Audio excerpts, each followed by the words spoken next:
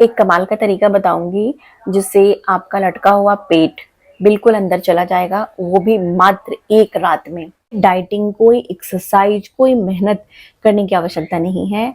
और यकीन मानिए, मात्र 7 दिनों में आपकी लटकी हुई चर्बी कम हो जाएगी पेट की। लोग पूछने लगेंगे कि आपने अपना वजन कम कर कैसे किया है।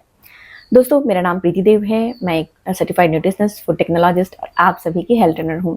दोस्तों, अक्सर जब हमारा मोटापा बढ़ता है तो ना ही सिर्फ हम देखने में अजीब से लगने लगते हैं, कपड़े फिट नहीं बैठते हैं, ये हमारे शरीर के कई सारी बीमारियों का कारण भी बनता है। अक्सर जब कोई भी बीमारी लग जाती है, जैसे कि हार्मोन ठीक से काम नहीं करते, पीसीओडी, पीसीओएस, या महिलाओं की समस्याएं, पुरुषों की समस्याएं, या फिर बार बार पेशाब जाना रात में, किडनी की समस्या हो जाना, फैटी लिवर हो जाना, त्वचा पे चमक नहीं रहना, बाल झड़ने लगना, या शरीर की ताकत नहीं रहना, इंसुलिन रेसिस्टेंस, डायबिटीज, हार्ट की समस्या, शरीर में चाहे जितनी भी समस्याएं होती हैं वो सारी कुछ हमारे पेट से जुड़ी होती हैं। क्योंकि खाना तो हम खाते हैं लेकिन पचती नहीं है।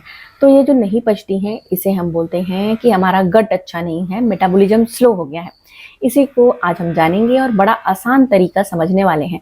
मात्र एक ऐसा उपाय जो आपको करना शुरू कर देना है। चैलेंज एक्सेप्ट करिए। चलिए वीडियो को शुरू करते हैं। दोस्तों, तो सबसे पहले हमें जानना है कि हमारा पेट में जो भी हम खाना खाते हैं वो क्यों खाते हैं। एनर्जी के लिए, ताकत के लिए और शरीर को सुचारू ढंग से काम करने के लिए। हमारे पेट के अंदर जब हम खाना खाते हैं तो पेट के अंदर 2 तरह के बैक्टीरिया होते हैं। एक बैक्टीरिया जो होता है वो खाना को अच्छे से पचाता है, उसकी जितनी भी न्यूट्रिएंट्स होती हैं, मिनरल्स होती हैं, वो हमारे शरीर को ज़रूरत है उनको देता है, और जो नहीं ज़रूरत है वो बाहर निकालने में मदद करता है। वहीं पर खाने के साथ कुछ बैक्टीरिया ऐसे भी जाते हैं जो अनवांटेड होते हैं और उन्हें हम बैड बैक्टीरिया बोलते हैं। तो अच्छी बैक्टीरिया की रेशियो ज़्यादा होनी चाहिए शरीर में, एक हेल्दी शरीर में, और जो बैड बैक्टीरिया हैं, अनवांटेड हैं, उनकी जो रेशियो है वो कम होनी चाहिए। लेकिन जब भी ये इम्बैलेंस होता है, यानी अच्छे बैक्टीरिया कम हो जाते हैं और खराब बैक्टीरिया बढ़ जाते हैं, तो शरीर में बिना खाना खाए शरीर फूलने लगता है। शरीर में फूलती, चेहरा फूल जाता है, शरीर फूल जाता है, मोटापा आने लगता है, शरीर की ताकत बिल्कुल ख़त्म जैसी हो जाती है, शरीर में तरह तरह की बीमारियां लगनी शुरू हो जाती हैं, और हमें और ज़्यादा मीठा खाने का मन करता है, और ज़्यादा भूख लगती है लेकिन ताकत नहीं मिलती है। न्यूट्रिएंट्स की कमी हो जाती है, जोड़ों के दर्द, हड्डियों के दर्द शुरू हो जाते हैं, और हम तरह तरह की दवाइयाँ खाना शुरू कर देते हैं। इस चीज़ की दवाइयाँ, पेन किलर, न जाने कितने सारे, और इससे उल्टा और शरीर में नुकसान होता है। दोस्तों, इसे समझना बहुत ज़रूरी है कि अच्छे बैक्टीरिया को कैसे बढ़ाएं। अब हमारे शरीर में गैस, एसिडिटी, ब्लोटिंग का भी कारण वही होता है। तो कैसे आप बढ़ाएंगे? तो इसके खाने क्या होते हैं बैक्टीरिया के, ये जानना जरूरी है। जो बुरे बैक्टीरिया होते हैं, जब वो शरीर में बढ़ते हैं, आपको कैसे पता चलेगा? आपको भूख बहुत लगेगी, आपको हमेशा क्रेविंग होगी अच्छे खाना खाने की, नहीं आपको अनहेल्दी खाने की, जैसे कि कोल्ड ड्रिंक पीने की, मीठा पीने की, चाय बहुत मीठी वाली पीने की, कॉफ़ी मीठी वाली पीने की, हर चीज़ मीठी और अनहेल्दी खाने खाने का बहुत मन करेगा।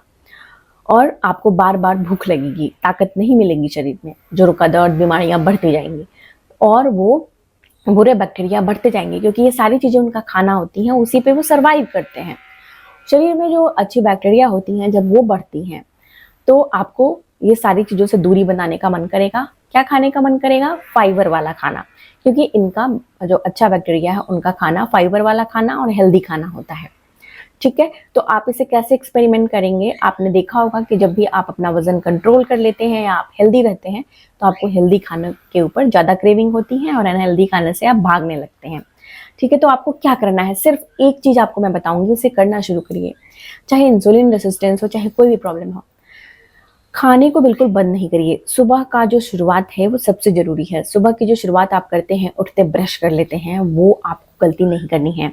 उठने के बाद अगर आप तुरंत उठते ही ब्रश कर ले रहे हैं तो ये सबसे बड़ी गलती कर रहे हैं, क्योंकि हमारे मुंह के अंदर सेलेवरी एंजाइम होती हैं, और वो सेलेवरी एंजाइम सलीवा में होती हैं।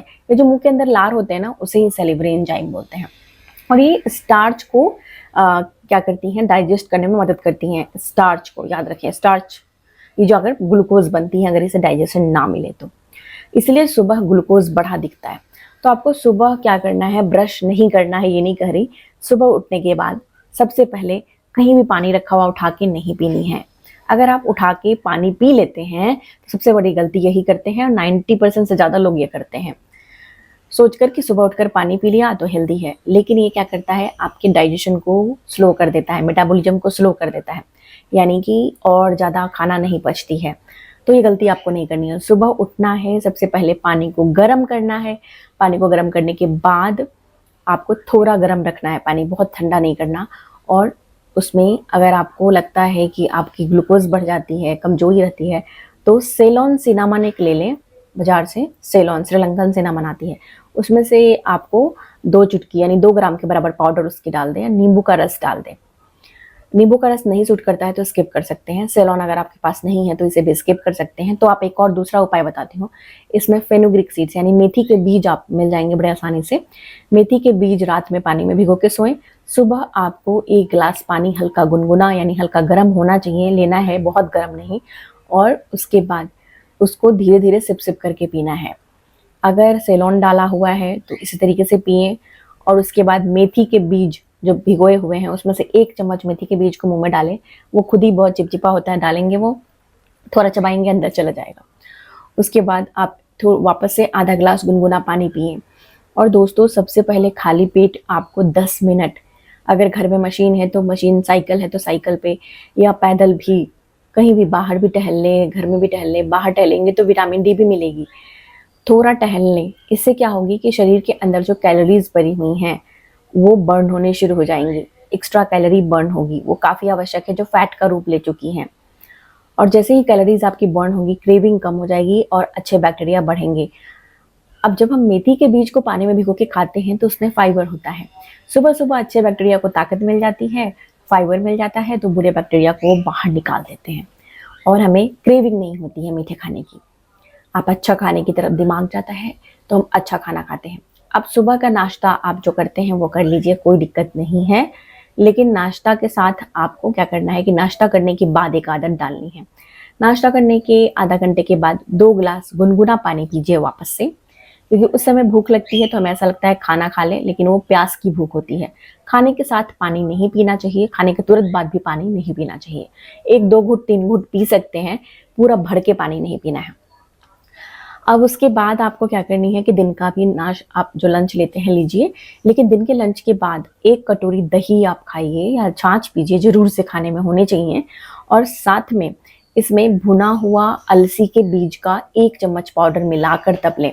ये भी अच्छा फाइबर होता है, जिससे आपको अगेन अच्छी बैक्टीरिया ग्रो करेंगी, मेटाबॉलिज्म बढ़ेगा और आपकी गट अच्छी होगी।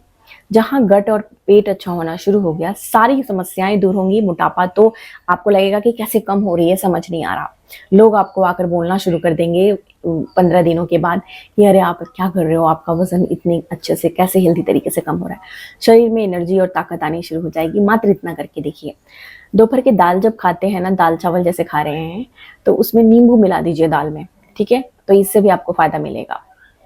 बस इतना हम कर लेते हैं ना। और सैलड जरूर खाइए, प्याज ही काट लीजिए, नहीं कुछ तो प्याज टमाटर तो घर में रहता ही है, प्याज टमाटर काट कर और खाने के साथ खाइए। तो ये भी अच्छा सैलड है, फाइबर होता है और ये भी अच्छे बैक्टीरिया को बढ़ाता है। शाम के वक्त बहुत क्रेविंग होती है, बहुत ज़्यादा भूख लगती है, तो 2 चम्मच चना दाल का जो सत्तू आती है या किसी भी जौ के सत्तू भी बहुत मदद करती हैं।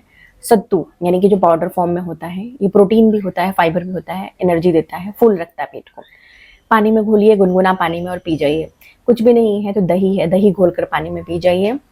नींबू पानी, ग्रीन टी, तुलसी का चाय, धनिया की पत्ती का चाय पानी में उबाल कर, यानी कि, और पुदीना, कड़ी पत्ता, नीम, ठीक है, अमरूद की पत्ती की चाय भी बहुत अच्छी होती है। विटामिन B12 जिन लोगों को कम है जरूर करिए। और कैल्शियम भी देती है शरीर को। बहुत सारे फायदे हैं इसमें, आयरन भी होता है। इस पत्तियों को उबालिए और इसकी चाय बनाइए, बदल बदल के जैसे आपको मिलती है, चाय बनाकर शाम को पीजिए, देखिए क्रेविंग नहीं होगी। फिर भी बहुत भूख लग रही है अगर, तो मूंग दाल 1 कटोरी बनाकर खा लीजिए। रात में जो है आपको मूंग दाल ही खाना है। मूंग दाल भिगो कर रखिए, उसको 1 कटोरी बनाइए, दाल को खा लीजिए। बहुत भूख लगती है तो रागी आटा आता है, इसकी रोटी बनाइए, या फिर आप गेहूं का आटा में दही मिलाकर गूंथने वाली मैंने बताई थी वीडियो, उस तरीके से गूंथ कर फिर आप रोटी बनाकर खा सकते हैं। लेट नाइट नहीं खाना है। हर खाने के बाद, जो तरीका मैं बताई थी, हर खाने के बाद आपको टहलना है, 5 मिनट ही सही टहलना है। कमजोरी लगेगी, खाने के बाद सोने का मन करेगा, आराम करने का मन करेगा, बिल्कुल नहीं करना है। आपको 5 मिनट घड़ी देखकर घर में ही धीरे धीरे टहल लेना है। नहीं तो आप जैसे घर में ही बैठे हैं ना, तो आपको अपने पैर को ऊपर उठाना है, नीचे करना है, पैर को ऊपर उठाना है, नीचे करना है। पंजों पे ऐसे पैर उठाइए फिर नीचे करें, पंजों पे पैर उठाइए फिर नीचे करें। टहल नहीं सकते हैं तो ये कम से कम 5 मिनट आपको कर लेना है। 2 मिनट करें फिर रुक जाएं फिर 2 मिनट करें। इस तरीके से आपको काम करते करते भी आपको पैर को हिलाते रहना है।